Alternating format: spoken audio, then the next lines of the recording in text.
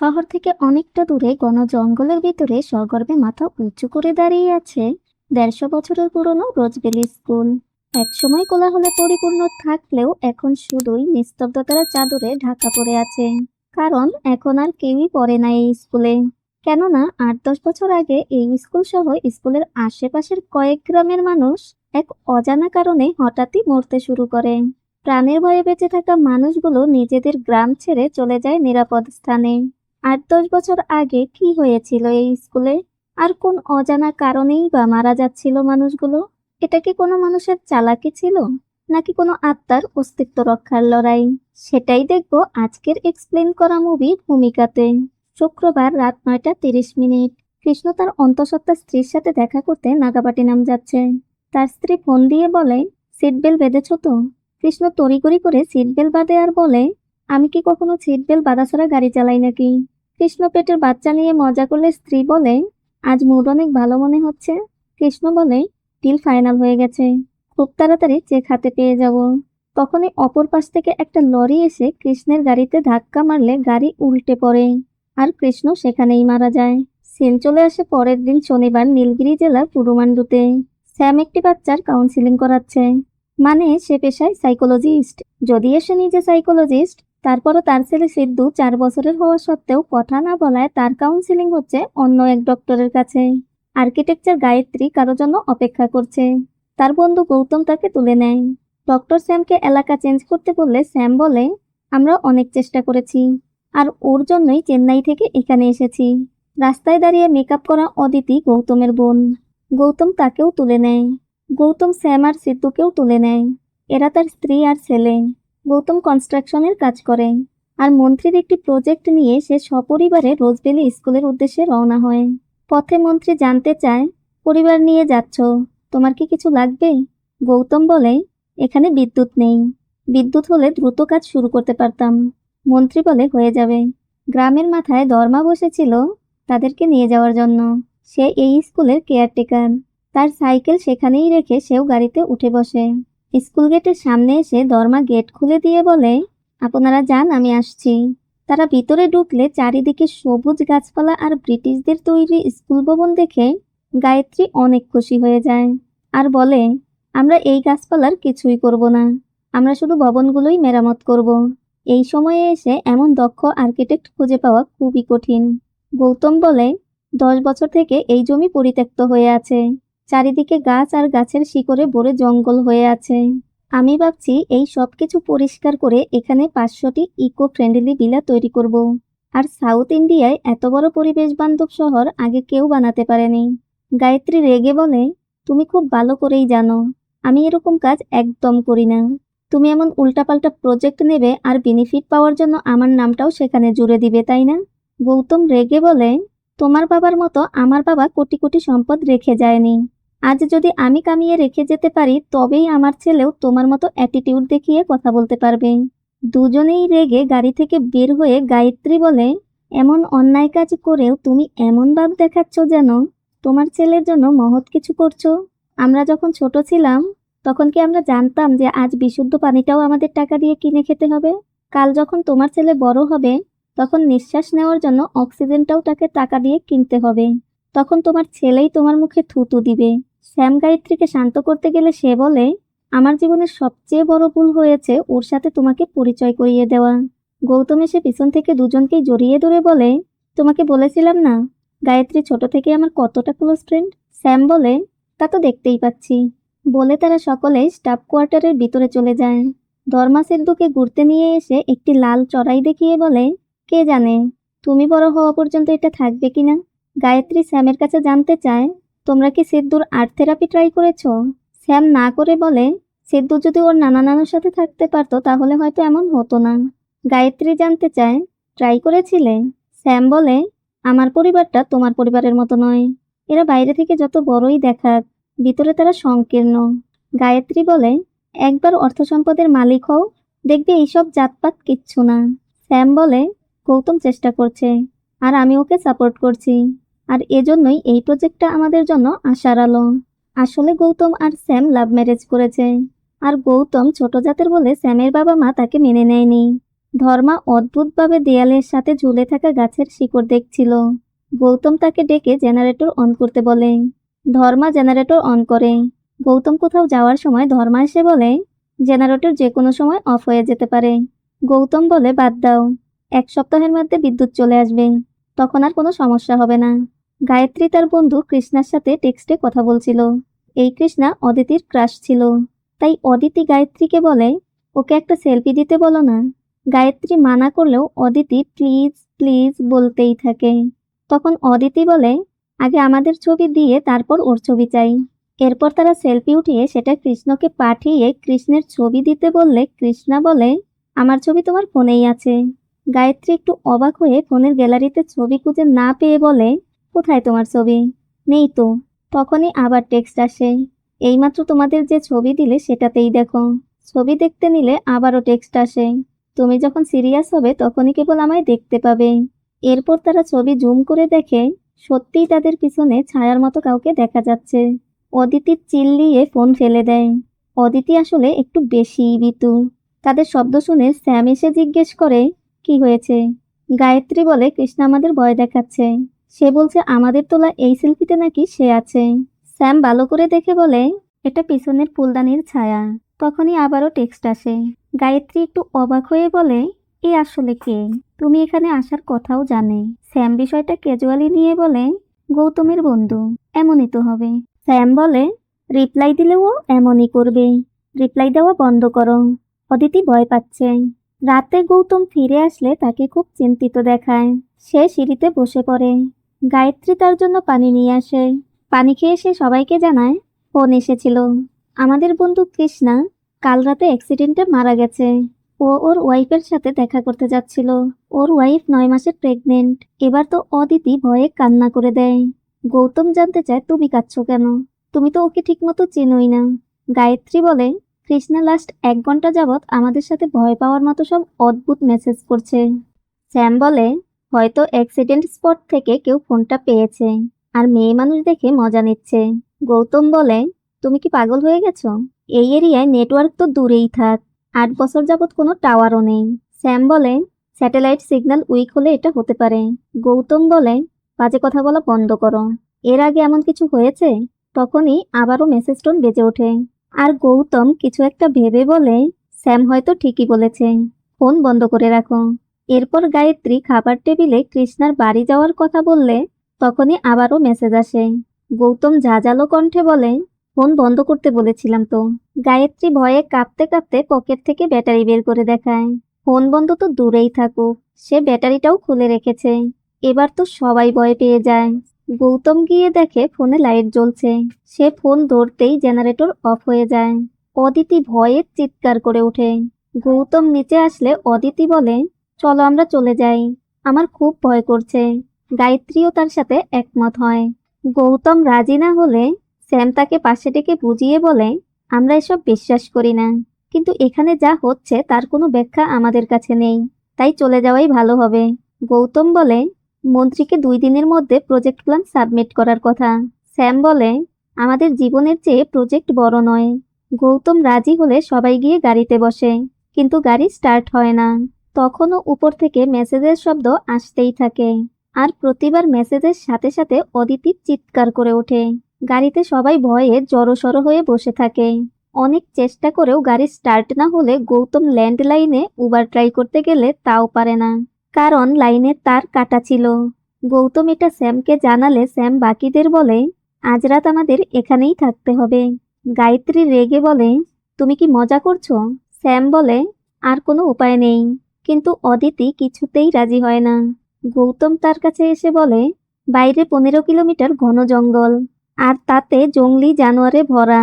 তারা আক্রমণ করলে তোমার হাড়ও খুঁজে পাওয়া যাবে না।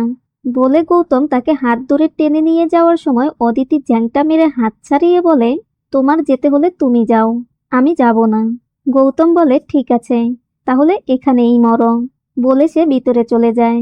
স্যাম বলে তোমাদের বন্ধু কৃষ্ণা তো শুধু তোমাদের মেসেজই করছে, আর তো কিছু না। এতে এত ভয় পাওয়ার কি আছে? হয়তো সে তোমাদের কাছে কোনো সাহায্য চায়। তার কিছু বলার থাকলে সে তো তোমাদেরই বলবে, তাই না? তাহলে আমরা ওর কাছে জানতে চাই।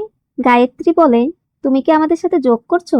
যে মেসেজ করছে সে আর কেউ নয়, আমাদের মারা যাওয়া বন্ধু কৃষ্ণা। স্যাম বলে, আমাদের অন্য কোনো অপশন তো নেই, তাহলে এটাই ট্রাই করে দেখি। গৌতম ফোন নিয়ে আসে। তখনই অদিতি ভিতরে আসে। গায়ত্রী ফোনে দেখে মাউন্ট রোজেয়ার্ড স্কুল মিস্ট্রি। এই একই মেসেজ বারবার করেছে। গায়ত্রী বলে, 8-10 বছর আগে আমি এটা সম্পর্কে ম্যাগাজিনে পড়েছিলাম, কিন্তু ডিটেইলস কিছু মনে নেই। গায়ত্রী স্যাম আর গৌতমের মুখের দিকে তাকিয়ে কিছু একটা বুঝতে পেরে জানতে চায়, কি লুকাচ্ছ তোমরা? গৌতম বলে, তুমি জানো এই মাউন্ট রোজেয়ার্ড স্কুল কোথায়? গায়ত্রী বুঝতে পেরে স্যামের দিকে তাকালে স্যাম ঘাড় নেড়ে হাঁ জানায়, মানে তারা যেখানে দাঁড়িয়ে আছে এটাই সেই মাউন্ট রোজেয়ার্ড স্কুল। অদিতি এসে জানতে চায়, কোথায় সেই স্কুল? গায়ত্রী তাকে ভয় না দেওয়ার জন্য বলে সে জানে না। স্যাম গৌতমকে বলে, তুমি সব না জেনে এই কন্ট্রাক্টে কেন সাইন করলে? গৌতম বলে, এখন এইসব ভাবার সময় নয়। গায়ত্রী বলে, আমাকে সত্যটা বলো, এর সাথে কৃষ্ণা ইনভলভ ছিল? তারা না বলে। স্যাম বলে, তুমি ওকে জিজ্ঞেস করো। গায়ত্রী কয়েকবার মেসেজ করলেও কোনো রিপ্লাই আসে না। গায়ত্রী খুশি হয়ে বলে, আমার মনে হয় ও চলে গেছে। গৌতম বলে, ব্যাটারি ছাড়া ফোন চলছে, আর তুমি বলছো ও চলে গেছে? স্যাম বলে, ও এটা আমাদের কেন বলছে, তাও আবার যখন আমরা এখানে? কৃষ্ণা বলে, হয়তো ও আমাদের মাধ্যমে কিছু খোঁজার চেষ্টা করছে। স্যাম বলে, উত্তরটা স্কুল লাইব্রেরিতে পাওয়া যেতে পারে। গৌতম স্কুল লাইব্রেরিতে চলে যায়। আর অদিতি বলে, তোমাদের থাকতে হলে থাকো, আমি চলে যাচ্ছি। গায়ত্রী তাকে থামাতে চাইলে অদিতি বলে, এখানে থাকার চেয়ে বাইরে গিয়ে মরে যাওয়া ভালো। স্যাম বলে, ওকে যেতে দাও, ওর ড্রামা আমি অনেক দেখেছি, একটু পর একাই ফিরে আসবে। অদিতি বের হয়ে কিছু দূর যেতেই কিছু জংলি কুকুর তাকে আক্রমণ করে। তখনই সেখানে ধর্মা চলে আসে। গৌতম ম্যাগাজিন নিয়ে ফিরে অদিতিকে না দেখে সেও সেখানে চলে আসে। তারা অদিতিকে বাঁচিয়ে তো নিয়ে আসে, কিন্তু তিনজনই আহত হয়। গায়ত্রী গৌতমকে বলে, প্রত্যেকটা ম্যাগাজিনের কভার পেজে মাউন্ট রোজেয়ার্ড স্কুল মিস্ট্রি থাকলেও ভিতরে সেই পাতাগুলো মিসিং। কেউ সেই পেজগুলো ইচ্ছাকৃত গায়েব করে ফেলেছে। গায়ত্রী বলে, এখানে শুধু এটাই পাওয়া গেছে, 15 বছরের মেয়ে ভূমিকা মারা গেছে, কিন্তু তার কোনো ডিটেইলস পাওয়া যাচ্ছে না। স্যাম গৌতমকে জানায় অদিতিকে ইনজেকশন দিতে হবে, কিন্তু অদিতি তো জায়গাটা পরিষ্কারই করতে দিচ্ছে না। গৌতম ছেলের দিকে তাকিয়ে বলে, অদিতির কান্নার শব্দে সিদ্ধু জেগে যেতে পারে, তুমি ওকে নিয়ে উপরে যাও, আমি একে সামলাচ্ছি। অদিতি কান্না করতে করতে ঘুমিয়ে গেলে গৌতম আবারও ফোন হাতে নিয়ে কিছু একটা দেখে ভয়ে স্যামকে আস্তে করে ডেকে বলে, কৃষ্ণাকে তুমি কখন দেখতে পাবে বলেছিল? গায়ত্রী বলে, যখন আমি সিরিয়াস হব তখন। গৌতম বলে, তুমি কি এখন সিরিয়াস? গায়ত্রী কেন জানতে চাইলে গৌতম তাকে ফোন দেখায়। আর কিছু একটা দেখে গায়ত্রী ভয়ে আটকে ওঠে। স্যাম এসে কিছু পেয়েছে কিনা জানতে চাইলে গৌতম তাকেও দেখায়। দেখা যায় গায়ত্রী আর অদিতির সেই সেলফিতে আরো একটি বীভৎস আত্মার ছবি। গৌতম বলে, আমাদের যে মেসেজ করছে সে আসলে কৃষ্ণা নয়। স্যাম ম্যাগাজিনের উপর ছবি দেখে বুঝে যায় এটা আসলে ভূমিকা। ধর্মা ক্ষতস্থানে কোনো গাছের রস লাগিয়ে নেয়। স্যাম অদিতি আর গৌতমকে ইনজেকশন দিয়ে দেয়। গায়ত্রী ফোন ভেঙে ফেলতে নিলে গৌতম রেগে বলে, কি করছো তুমি? এই ফোনটাই ওর সাথে যোগাযোগের একমাত্র মাধ্যম, এটা না থাকলে আমরা জানতেও পারবো না ও কি বলতে চায়। গায়ত্রী বলে, আমি ভূমিকার নাম করে মেসেজ করেছি, কিন্তু ও কোনো রিপ্লাই দিচ্ছে না। গৌতম বলে, 15 বছরের মেয়ে 9 কিংবা 10-এ পড়বে, সেই অনুযায়ী তারা ওই সময়ে 9-10-এর রেজিস্ট্রি খাতা চেক করে দেখে সেখানে ভূমিকা নামের কেউই নেই। স্যাম ভূমিকার মেসেজ ডায়েরিতে লিখে বলে, ও একই মেসেজ বারবার করেছে, কিন্তু আলাদাভাবে, স্পেলিং স্পেস ঠিক নেই। এর মানে ও কোনো সাধারণ মেয়ে নয়, হয়তো কোনো মানসিক রোগী, যেমন অটিজম। শুধু এটাই নয়, এ ধরনের রোগীরা যদি একবার কাউকে কিছু বোঝাতে ব্যর্থ হয় তাহলে সে কথা বলাই বন্ধ করে দেয়, আর আমাদের ক্ষেত্রেও তাই হয়েছে। গৌতম বলে, তো এখন কি করবে? স্যাম বলে, একজন সাইকোলজিস্ট হিসেবে আমি ওর আত্মবিশ্বাস ফিরিয়ে আনার চেষ্টা করব। গৌতম মজা করে বলে, তোমাকে নিয়ে আমার অনেক গর্ব হচ্ছে, পৃথিবীতে তুমিই প্রথম ভূতের সাইকোলজিস্ট। গায়ত্রীও পাশে থেকে মুখ টিপে হাসে। স্যাম মেসেজ করে বলে, যদি আমার ধারণা সত্যি হয় তাহলে উত্তর অবশ্যই আসবে। স্যামের কথাই সত্যি হয়, ভূমিকার উত্তর আসে। আর সেটা দেখে স্যাম ধর্মাকে নিয়ে স্কুলের লাইব্রেরিয়ানের রুম থেকে ম্যাগাজিনের গায়েব হওয়া পাতাগুলো খুঁজে পায়। ধর্মা জানতে চায়, ভাইয়া কিছু খুঁজছে, আপনি কিছু খুঁজছেন, এখানে আসলে হচ্ছেটা কি? স্যাম বলে, এখানে ভূত আছে, আমরা তার থেকে বাঁচতে চাচ্ছি, বুঝতে পেরেছো? ধর্মা হেসে বলে, 10 বছর যাবৎ বন্ধ হয়ে আছে, হাজার খানেক ভূত তো থাকবেই, তাতে আমাদের কি? কিন্তু এত রাতে এভাবে ঘুরলে ভূতও আমাদের দেখে ভয় পাবে। স্যাম ম্যাগাজিন পড়তে শুরু করে, আর আমাদের অতীতে নিয়ে যাওয়া হয়। ভূমিকা একজন স্পেশাল চাইল্ড আর প্রকৃতিপ্রেমী ছিল। সে প্রকৃতির ছবি আঁকাতে ভালোবাসতো। স্কুলটি বাইরে থেকে দেখতে শান্তশিষ্ট হলেও ভিতরে ছিল একেবারেই অন্যরকম। স্কুল লাইব্রেরিয়ান গণেশ তার মেয়ে ভূমিকাকে নিয়ে স্কুলের স্টাফ কোয়ার্টারেই থাকতো। গণেশ খুবই সাধারণ জীবনযাপন করত। স্কুল, লাইব্রেরি আর মেয়ে ভূমিকা, এই ছিল তার পৃথিবী। ভূমিকা সেই স্কুল কোয়ার্টারেই থাকতো যেখানে তার পড়ার অনুমতি ছিল না, তাই গণেশ নিজেই তার মেয়েকে পড়াতো। গণেশের স্বপ্ন ছিল এই স্কুল থেকে ভূমিকা অন্তত 10 পাস করুক। গণেশ ভূমিকাকে পড়াতে চাইলে ভূমিকা লাইব্রেরির পাশে সেই বড় গাছটার কাছে যেতে চায়। গণেশও তাকে সেই গাছের কাছে নিয়ে যায়, যাকে ভূমিকা তার মায়ের মতো ভালোবাসতো। এখানে এসে গণেশ পড়ে, আর ভূমিকা কাঠবিড়ালির সাথে খেলা করতে করতে সেই পড়া শোনে। ভূমিকার এতটাই ট্যালেন্ট ছিল যে তার বাবার মুখে শুনেই পরবর্তীতে সে নিজেই নির্ভুলভাবে বলতে পারত। কিন্তু ভূমিকা তার নিজের জিনিস নাড়াচাড়া করা একদম পছন্দ করতো না। কেউ এটা করলে সে প্রচণ্ড রেগে যেত। গণেশ সবসময় ভূমিকার এই বিষয়গুলো খেয়াল রাখত। ভূমিকা সবসময় সুতি কাপড় পরতো, তার কৃত্রিম সিল্কের কাপড় একদম পছন্দ ছিল না। একদিন এমনটা হওয়াতে ভূমিকার রাগে তার নিজের মাথা দেয়ালে ঠুকে। সে যখন পেইন্ট করা শুরু করত তখন তার ক্যানভাসের কোনো সীমা থাকতো না, ক্যানভাসের বাইরেও পেইন্ট করত। ভূমিকার বাবা ভূমিকাকে স্কুলে ভর্তি করার জন্য প্রিন্সিপালকে বারবার রিকোয়েস্ট করলেও কোনো কাজ হয় না। ভূমিকা যখন পেইন্ট করতো না তখন সে পাশের একটি খালি রুমে তার সময় কাটাতো। 150 বছরের পুরনো এই স্কুল একদিন স্যামুয়েল সাগাম নামের এক চালাক ব্যবসায়ী কিনে নেয়। স্যামুয়েল সাগাম এই স্কুলকে নিজের মতো করে ডেভেলপ করার প্ল্যান করে। 345 একর জমির মধ্যে 25 একর স্কুল আর কোয়ার্টার নিয়ে 50 একরের বেশি হবে না। তাই স্কুল এরিয়া রেখে বাকিটা ডেভেলপ করতে পারলে সে অনেক লাভবান হবে। একদিন বিশ্ববিখ্যাত শিল্পী ইসমাইল আক্তার এবং তার স্ত্রী এই স্কুল ভিজিট করতে আসে। স্কুলের লাইব্রেরি রুমে এসে দেয়ালে পেইন্ট দেখে ইসমাইল আক্তার অবাক হয় আর জানতে চায় এত সুন্দর পেইন্ট কে করেছে, তার সাথে কি দেখা করা যাবে? গণেশ ভূমিকাকে স্কুলে নিয়ে আসে। ভূমিকার হাতে তার পেইন্ট বুক দেখে ইসমাইল আক্তার সেটা নিয়ে তার আর্ট দেখে ভূমিকার বাবাকে বলে, পরের সপ্তাহে আর্ট ওয়ার্কশপের আয়োজন করা হয়েছে, সেখানে যেন ভূমিকা অংশগ্রহণ করে। প্রিন্সিপাল বলে, ভূমিকা তো এই স্কুলের স্টুডেন্ট নয়। ইসমাইল আক্তার বলে, তাতে কি হয়েছে?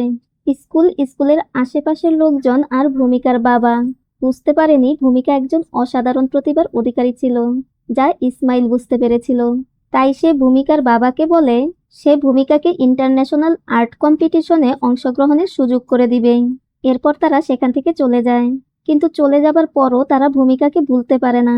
এজন্য তারা মাঝে মাঝেই ভূমিকাকে আর্ট করার জিনিসপত্র পাঠাতো, আর সেগুলো দিয়ে সে দেয়াল ভর্তি করে প্রকৃতির খুঁটিনাটি আর্ট করত।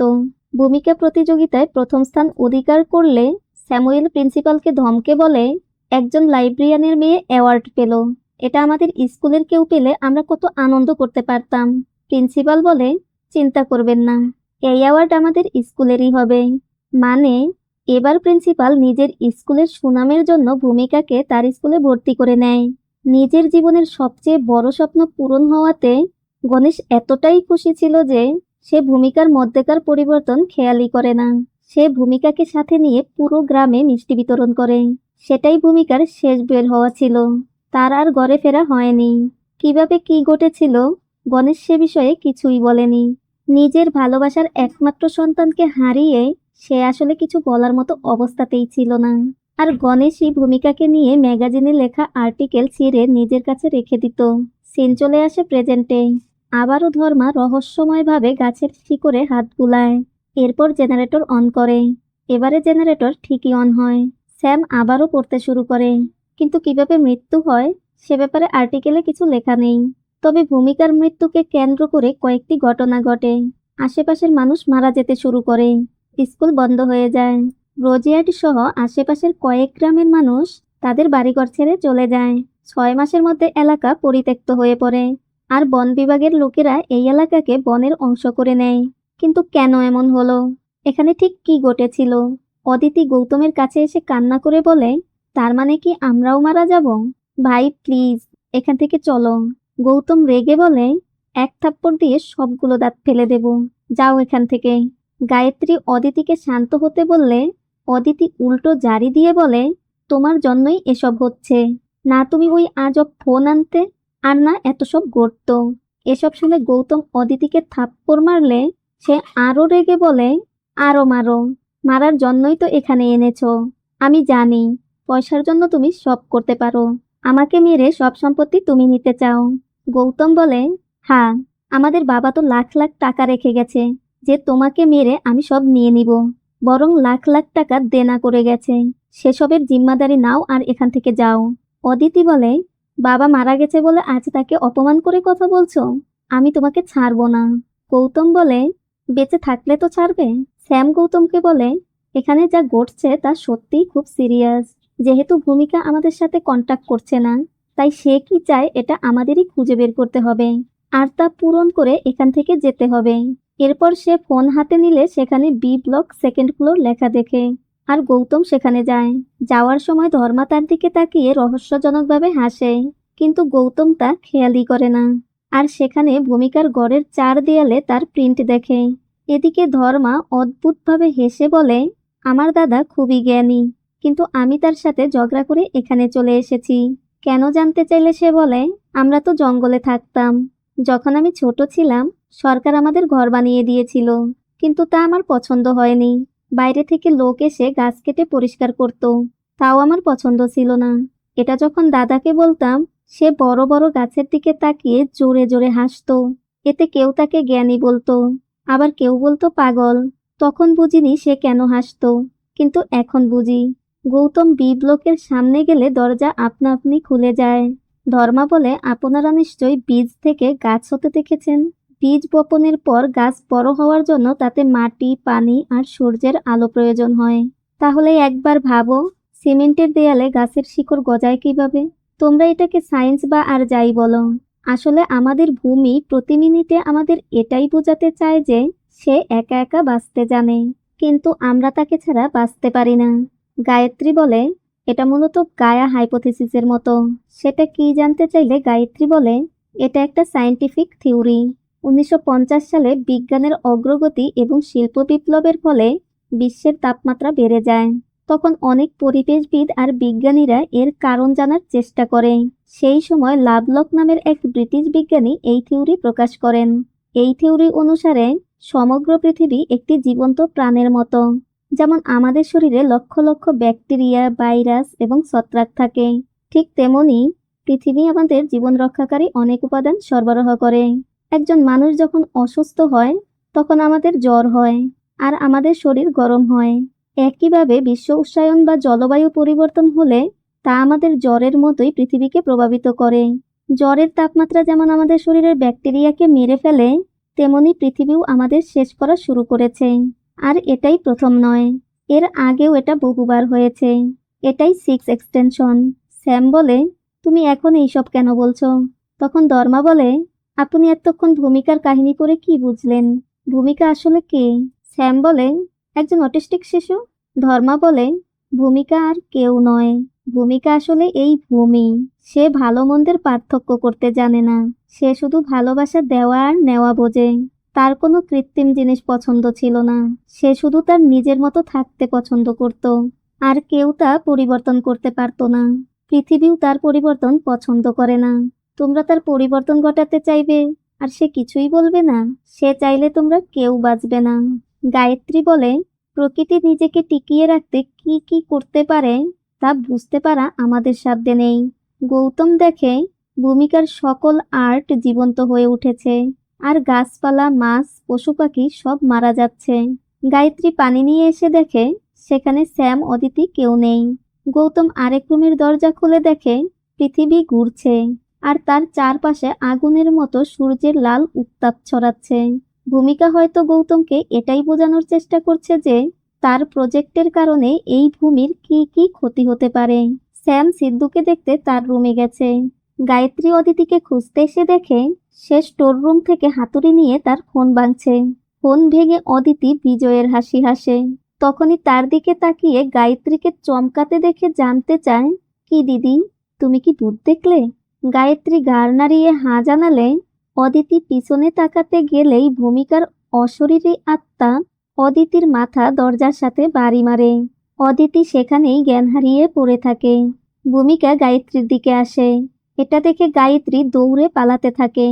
ভূমিকার আত্মা অশরীরী ক্ষমতায় গায়ত্রীর সামনে এসে দাঁড়ায়। তাকে গায়ত্রীর এতটা কাছে দেখে গায়ত্রী চিৎকার করে ওঠে। এতে বিরক্ত হয়ে ভূমিকা তার অদৃশ্য শক্তির মাধ্যমে পাশের টেবিলে থাকা কাচের ফুলদানি দিয়ে গায়ত্রীর মাথায় আঘাত করে।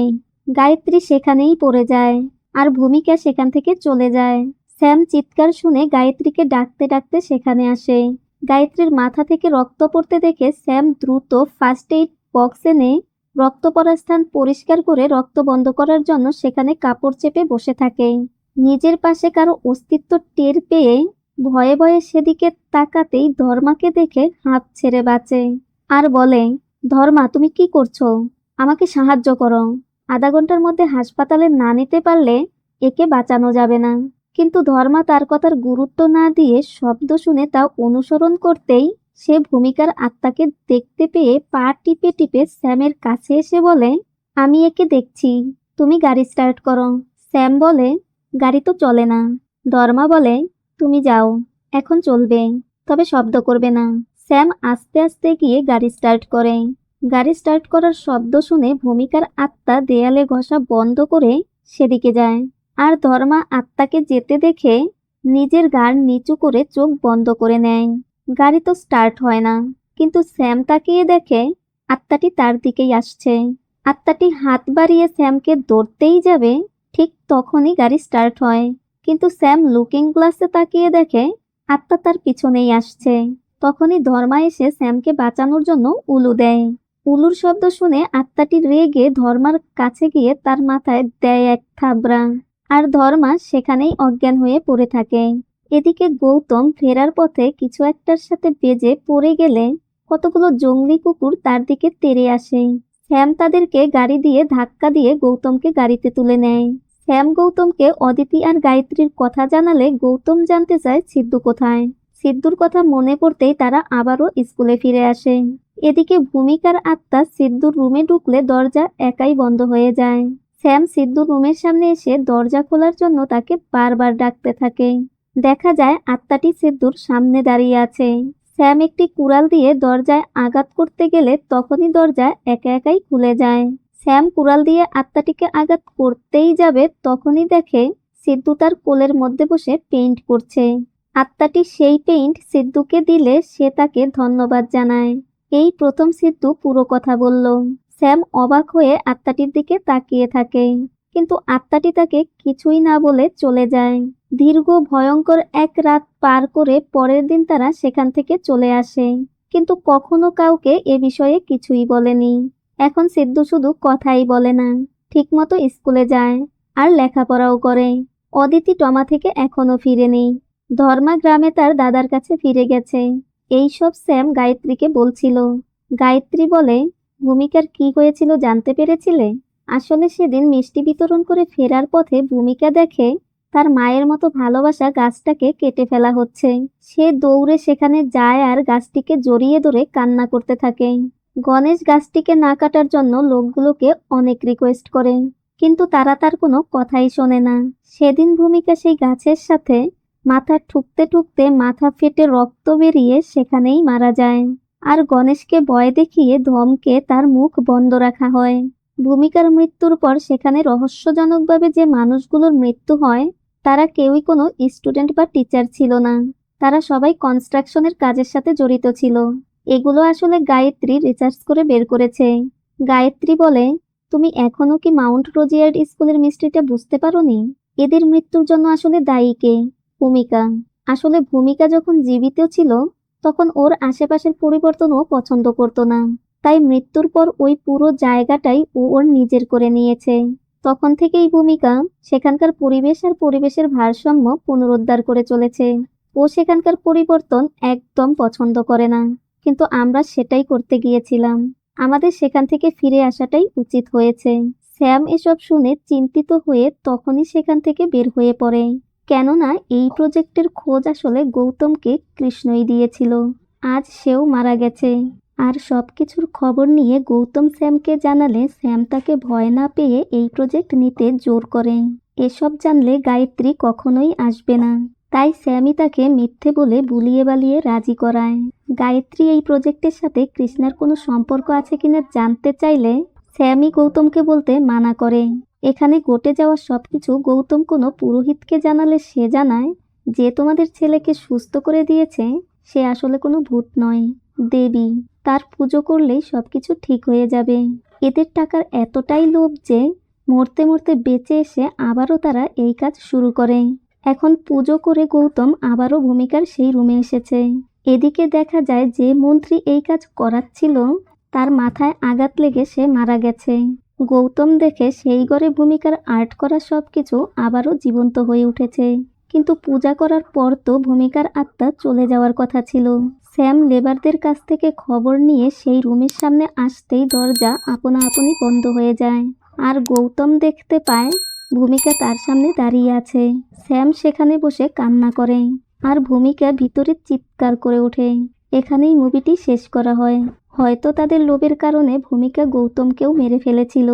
যে পৃথিবীর সবকিছু সৃষ্টি করা হয়েছে মানুষের ভালো করার জন্য, আমরা সেই মানুষেরাই মিথ্যে সভ্যতার দোহাই দিয়ে জীবনযাত্রার মান উন্নয়নের জন্য গাছপালা কেটে বন উজাড় করে ধ্বংস করছি পরিবেশ, ধ্বংস করছি পৃথিবীকে। আর সেজন্যই আজ সকল প্রাকৃতিক দুর্যোগের সামনে একটা অতিরিক্ত যোগ হয়েছে। যেমন অতিরিক্ত বন্যা, অতিরিক্ত খরা, অতিরিক্ত বজ্রপাত। আসলে আমরা বুঝতেই পারছি না যে আমরা নিজেদের সুবিধা করতে গিয়ে নিজেরাই নিজেদের কতটা অসুবিধা ডেকে আনছি। এভাবে চলতে থাকলে হয়তো একদিন শ্বাস নেওয়ার জন্য আর বিশুদ্ধ বায়ুটুকুও পাওয়া যাবে না। তাই সকলের প্রতি রিকোয়েস্ট, একটি গাছ কাটলে দুটি গাছ লাগান। এতে আপনি, আমি আর আমাদের ভবিষ্যৎ প্রজন্ম সকলেই ভালো থাকব। আজ তাহলে এ পর্যন্তই। তবে চলে যাওয়ার আগে সবাই লাইক, কমেন্ট আর সাবস্ক্রাইব করে সাথে থাকার সুযোগ করে দিবেন। ফিরে আসবো ফিল্ম স্টোরিতে আপনাদের পছন্দের নতুন অথবা পুরনো কোনো মুভির গল্প নিয়ে। সে পর্যন্ত সবাই ভালো থাকবেন, সুস্থ থাকবেন। আল্লাহ হাফেজ।